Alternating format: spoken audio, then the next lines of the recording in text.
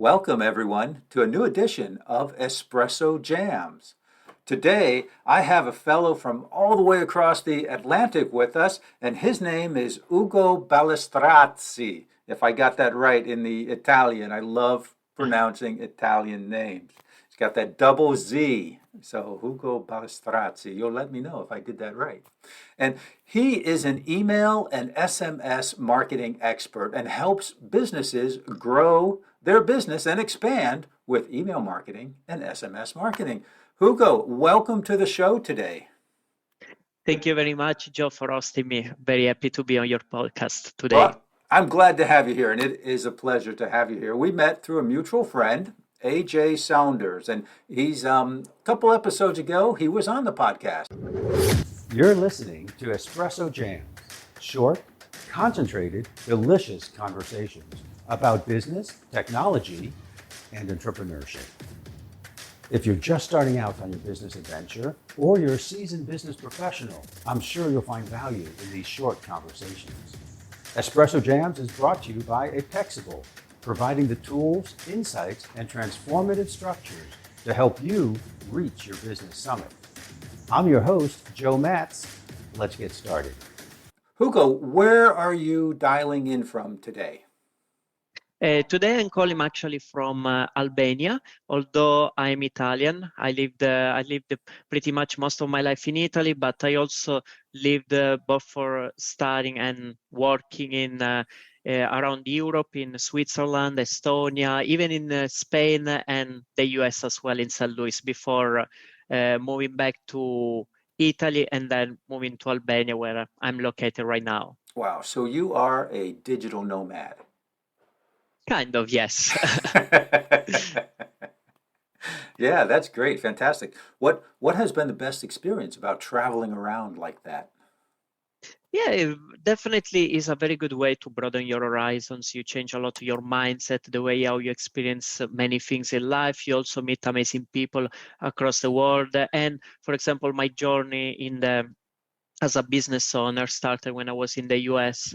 So it was very good because if I was just staying in one place, it would have been much harder to start this journey. You know, you had to meet new people, try new experiences, both to understand what you really want in life and at the same time to discover new things that before they were unknown.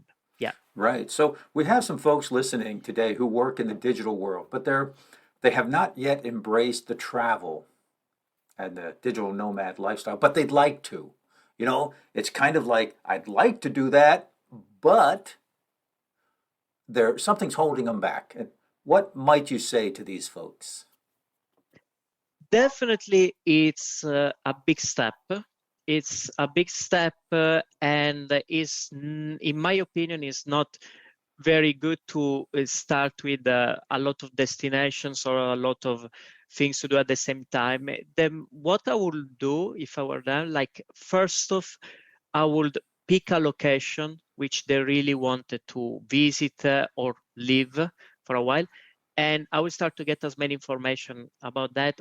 Preferably, I will also start to connect with some people living there. So once they move there, they already know some people that they can help them out with all the technical stuff, not only business related, but most importantly about their personal life. You know, because when you move to a new country, there is a different language. I mean, you are from the US, you lived in Italy, so you know how it works very well.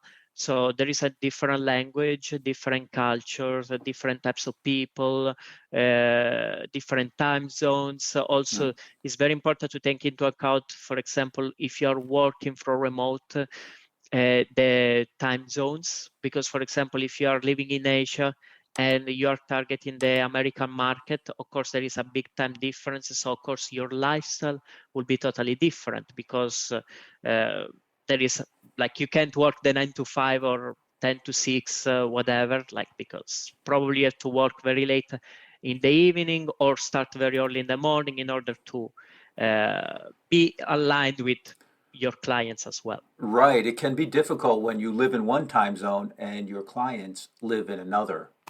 But I Yeah, appreciate what you say about getting the information and making contacts before you move there. And today, that's so easy with LinkedIn and Meetup and Facebook and the hundred other social media accounts, right? Yeah, yeah. that's great. And I'm a big fan of dipping your toe in the water. If you think it might be something for you, try it out. You don't have to go too far. You could go 100 miles, 200 miles from your home and get an Airbnb for a week or two and see how that goes. And then finding a place where you want to live and where you want to visit, like you said, Hugo, is a great next step before taking the plunge. 100%. And you touch a very good point. Like it's if you're not ready to live in a different country, also living in a city that is 100, 200 miles away is a very good step to get started, because the culture is similar, although like the people can be different, but the culture is similar, the language is the same. So is a baby step, let's call it from Yeah, a digital model point of view, but at the same time, you need baby steps in order to do something bigger, that's because right. if, for example, you are in the US, you say, no, tomorrow I want to go to live in Japan, of course, is a very big step. And once you get there, because you don't have enough experience, it can be a pretty traumatic like experience overall, because everything is different. So you say, what did I do? Right, I want to right. go back home, because it's true that it's important to get out from your comfort zone, but it's also true that you don't need to completely get out in a way that you're totally lost. It's like if you never run your life and then one day you decide, okay, I'm gonna run a 5 miles marathon. Like of course after Yes. 1 mile and max, you are it's over. So That's right. Yes, if you're not used to being in new environments and new cultures, baby steps, toes in the water, things like that. Great steps. And we would count that as a win because that's a win. You're expanding your comfort zone. yeah. Yeah, And I fantastic. would also add one very important thing. If you're planning to live abroad, it can be, it can be Europe, it can be Asia. I would say look at the little known countries and test them out, because actually those countries are the places where you can have a lot of fun. Usually they're also cheaper, but at Mm. the same time, the quality of life is very good. I lived in two countries that are quite little known, and one is Albania, where I'm living now, that I'm really enjoying, and the second one was Estonia, which was a Mm. life-changing experience.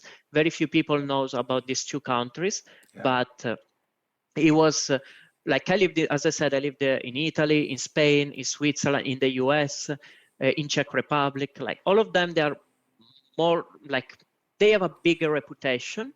However, those two little known countries, they really improved my life at both personal and professional level. Interesting. Hugo, I thank you for that. I have never heard that, and it makes sense. There are gems out there that are undiscovered and unpromoted and smaller countries like that, and that's fantastic. Great advice. Appreciate that. Yeah, So today you are a business owner. Is that correct? yeah, 100%. Okay. So let's wind back the clock. What were you doing before you owned your own business?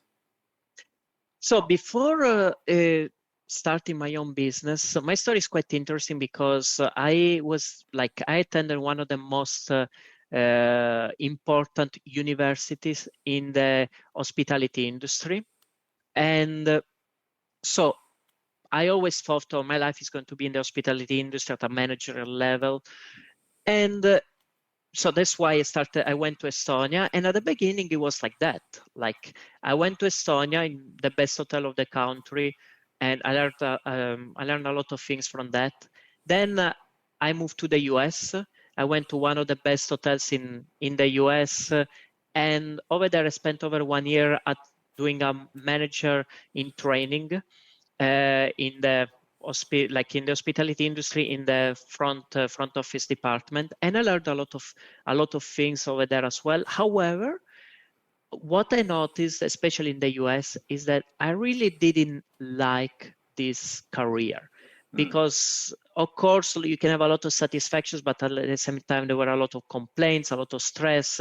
The social life was difficult because the schedules were crazy. So I really didn't like, and I wasn't able to truly express myself, also because in my last semester at the university I was studying marketing, and I really fell in love with marketing. And in the hospitality industry was not that easy to work in marketing. And even if you worked in marketing, that was like corporate marketing, where pretty much you can't do almost anything, because when you work for a company with 25,000 employees, you don't wake up one day, you decide, oh, I change the marketing plan, because there are, before that, 50 people have to approve a small change, even in a website. So, and because of that, I said, okay, I want to try something different. I want to have freedom to work whenever I want, with whoever I want, travel the world, because also a problem of the hospitality is that you have to stay in one place and you're going to stay there.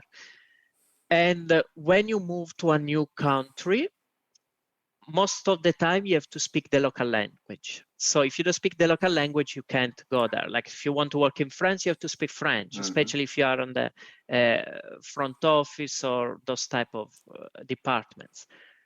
And so I said, okay, I want to try something new.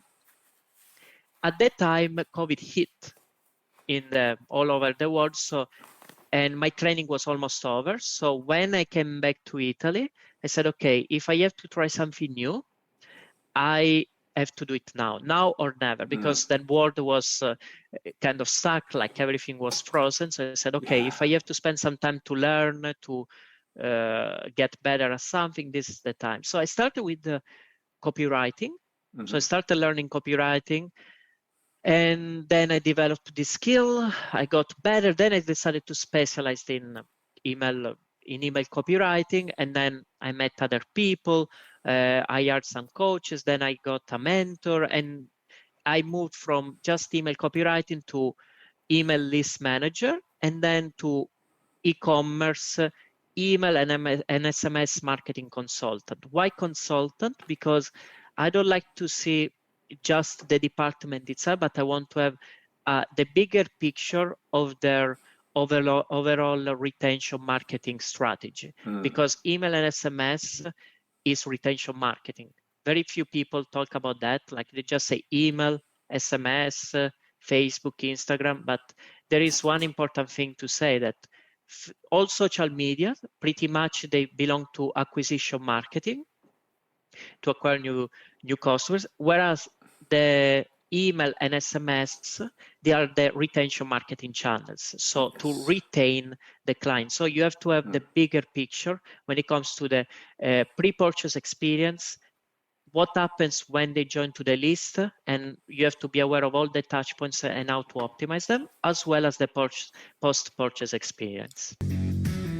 Would you like to get in front of more of your ideal clients and at the same time build your brand and create evergreen content? Well, you can do that with podcast guesting. This very moment, you're listening to a podcast that may have been published today or 3 weeks ago or 3 years ago. In a very real sense, you're engaging with the speakers, hopefully enjoying yourself and learning something new at the same time. And you're getting to know the guest and how they help their clients, their customers, and the problems that they solve.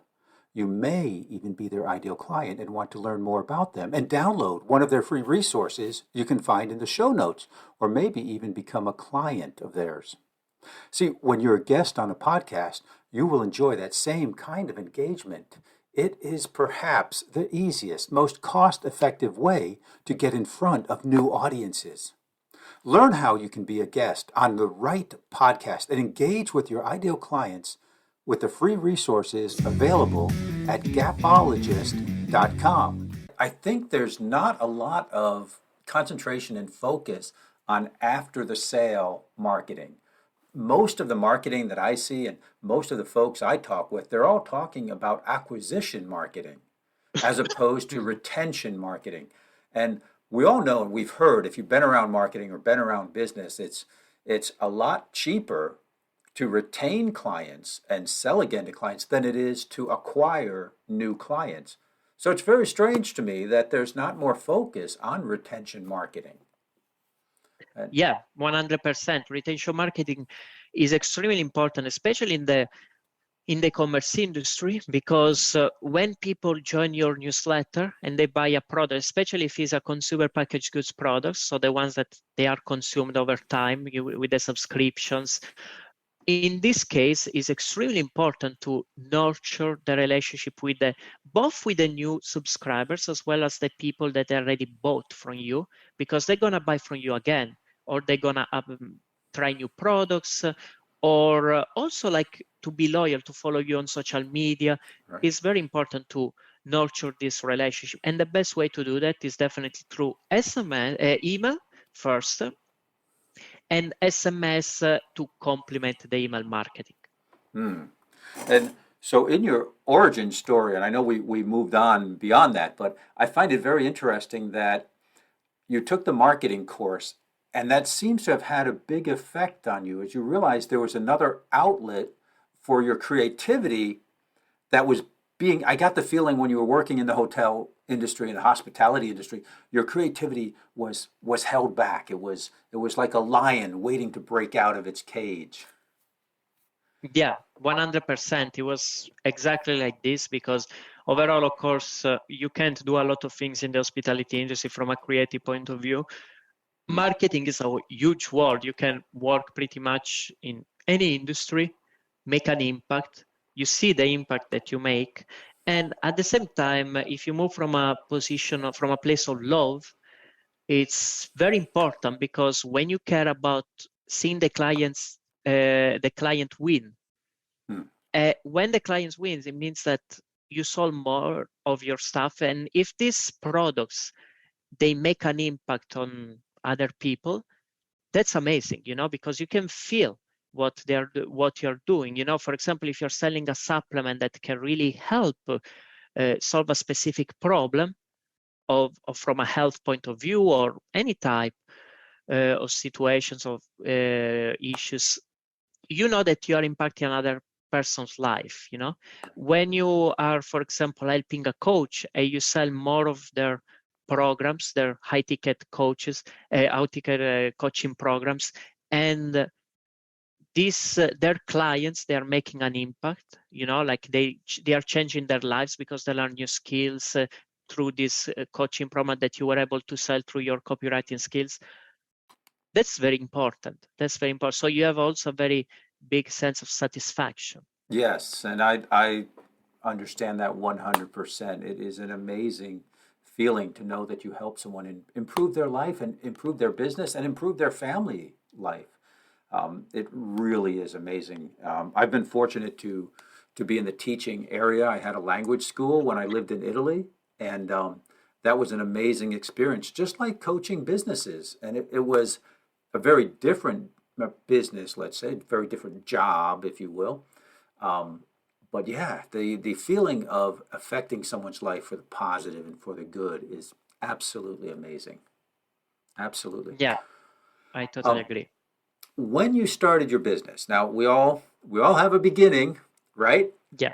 What did you do that you would not do again in the start of business? Like, it's the old, if I knew then what I know now. Tell us about some things that didn't go so well for you, and what you did to adjust. Oh, the list is quite big, actually, because in the end, you know better than me, it's all about making mistakes, and don't quit while you make these mistakes. It's all about this. Let's start with this basic concept. And so a couple of things that I will never do it again. So the first thing is to rely on this magic, like this fake trainings where they say, get so many clients in 30 days, 60 days, 90 days. Because most of them, I don't say all of them, but most of them, they are fake, They just teach you some very spammy techniques in order to get clients or do something, but it barely worked. I made this mistake twice.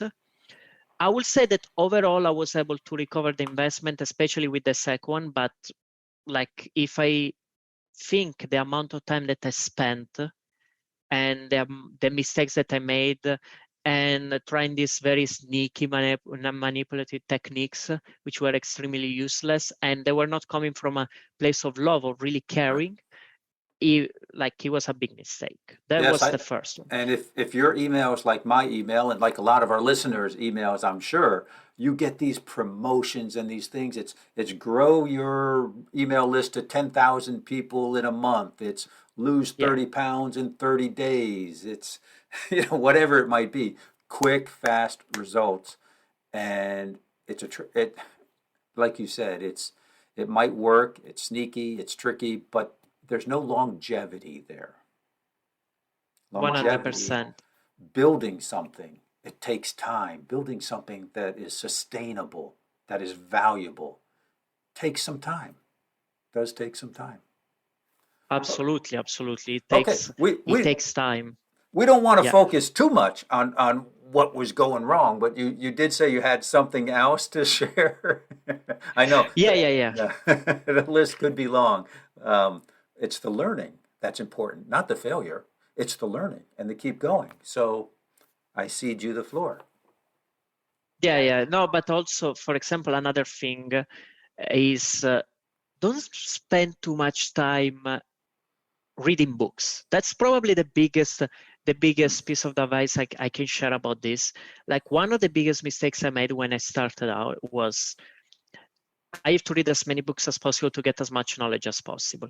That was, which of course makes sense from a logic point of view, because the more you know, the more kind of confident you feel, because it's normal.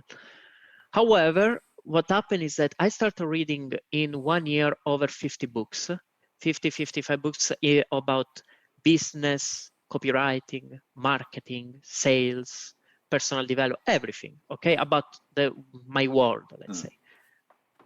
Result, I knew a lot of things in theory. However, I didn't put many things into practice, just put probably 1% into practice, and that was bad because I was not making progress. I had the illusion of making progress, but I was not making progress. So what I did, one time I received an email from another colleague, but more advanced than me at the time. And he was saying, stop reading books and just take the top 10 books that you read last year, start reading this book again, and implement as much as possible from that book. And I started doing this, and it totally changed, because now, this year, I probably read 4 books maybe so far, so almost nothing compared to the previous ones, but I implemented as much as possible of these books, and I got much better results. And at the same time, it's important to take action and to really start small, but keep the ball rolling, I would say, Right. About learning is really learn, implement as much as possible, and don't focus a lot about quantity, but focus on even spending 15 minutes a day learning something, and then you implement. That's more than enough. Yes, it's very important. I mean, knowledge without action is kind of just sits there and sits in there between your ears. Yeah, I always had learned that, and I learn best when I implement, because I learned early on you're going to make mistakes. It's not going to be right. I mean, even when they shot a rocket to the moon, they kind of aimed it up at the moon and then they adjusted along the way.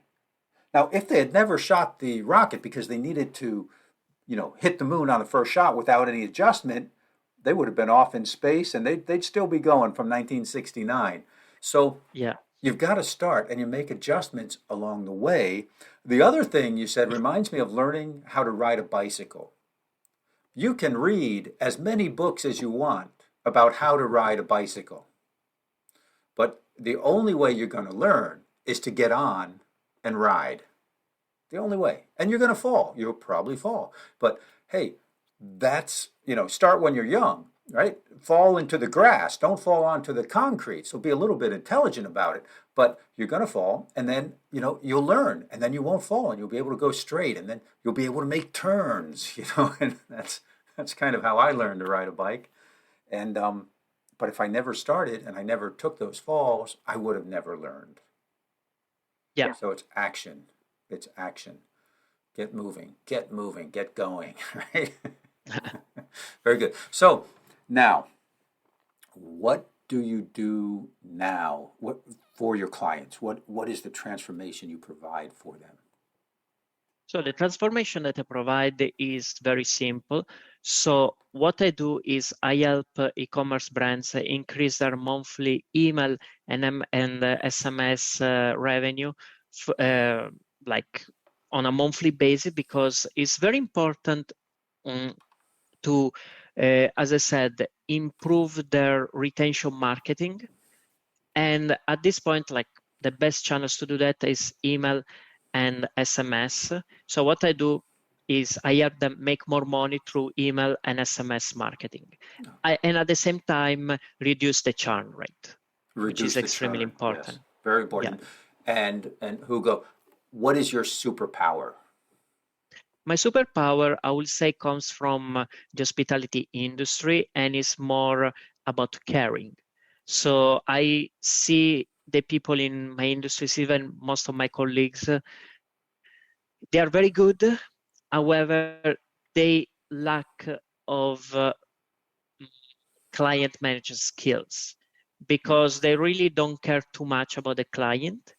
However, what I notice is that when you really care about the client, not only you work better, but the client feel that energy, feel that moment of caring, because it's like people, when you talk to a friend that really cares about you, when he tells you, feel that he or she is caring about you. So I would say this skill about caring is probably the best skill that I have from a soft skill point of view, because it's also the reason why pretty much most of the clients I had, I always, so far, we had an amazing relationship.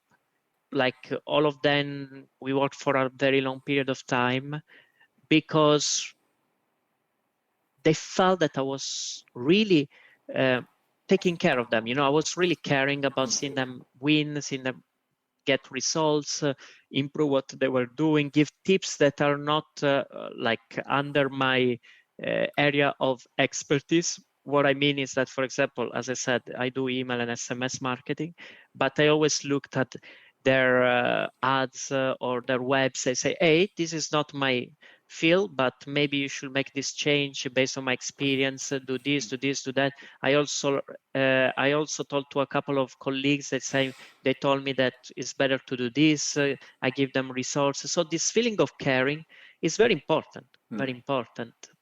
Yes, that is so important. And I remember a quote that says, they don't care how much you know until they know how much you care. True. Yes. So are there any questions or anything we should have talked about that I either didn't ask or we didn't get to today? Not really. I think we covered a lot of topics from both a mindset point of view and like a marketing point of view. I will just add the fact of discipline. So this is something that is very important when you are running your own business, because it's very hard to be disciplined, to have a strong discipline when you're working your own business, because you have no one next to you. So many people, if you didn't develop this skill before, that's something you should take very seriously, work on that, and really find ways to improve your performance and also your sleep. That's also very important. So these are couple of things that I wanted to share, like discipline, ways to optimize your performance, and sleep are three very important things that can make a huge impact in your life. Yes. And last but not least, invest in real mentors, even if they are very expensive. Like but you know that they can help you get results. Hire them and work one-on-one, not group coaching, because group coaching you don't have that personal relationship. So hire a mentor, which is where you want to be, and work one-on-one with that person for at least 3 to 6 months at least. Okay. Yeah, and I know group coaching is kind of growing, and I'm a fan of hybrid coaching. So hybrid coaching involves coursework you would do on your own. It involves some group coaching and personal coaching. And I know for some people that's a good option. For others, the personal coaching with the one-on-one exclusively is a better option, right? So, Yeah. there's all kinds of models out there, and it's important you find someone you trust, someone whose program you can follow, who will keep you from going after the shiny objects and the distraction. I love what you said about the books. Find 10 books or less, right? Maybe not more, but find 10 books where you can implement. Because without the implementation, you're just accumulating books. Now it's so easy. People offer 20-page and 30, 40, 50-page PDFs online, and you can download a bunch of them. And if your hard drive looks like mine, you've got a bunch of those in your hard drive that you haven't even looked at because they're downloaded. You download for free, and maybe you look at them, maybe not. But find what works. Find something you can have faith in and believe in, and then use that. And I love your 10-book scenario. It just reminds me of all of that. Hugo, what exciting things do you have for our listeners today? What can you leave them with? Yeah, I have a pretty big news coming in. So I'm creating a very unique freebie, like talking about like the world of email and SMS marketing, also how to like improve the retention strategy that you for your business with very actionable steps. So this is something that I worked for like 3 months right now, and it should be ready by next month.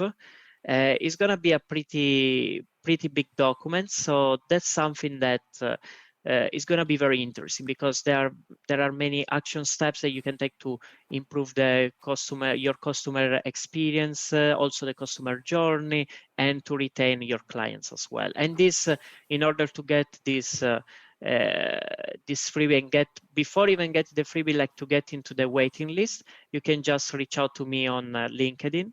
My name is Ugo Balestrazzi. You can just connect with me, send me a DM saying, you can also use the word freebie, and I will add you in the waiting list. And once it's ready, you will have early access to it. Okay, great. And we will have all of that information in the show notes, so you can find it there. And that's the best way to get in touch with Hugo is through your LinkedIn, right? If they can get in 100%. Touch with you, and make sure you sign up to get on this wait list, because you will be amongst the first to get this resource that he's coming up with. And I'm looking forward to it myself, and I'm going to get on the wait list right after we end this interview. So Hugo, thank you very much. It has been a wonderful conversation. I have enjoyed it tremendously. Me too. Thank you very much, Joe, for hosting me. It was an amazing experience talking to you and talking to your audience. Thank you very much. Now, have a good day. Thank you for listening to Espresso Jams. If you like what you heard, please subscribe on your preferred channel and never miss another episode. If you'd like more business tips on technology, entrepreneurship, and doing better, you can find me on LinkedIn at Joe Matz, that's JoeMatz, or go to my website, apexable.com. That's apex-able.com. I'm your host, Joe Matz, wishing you an awesome day.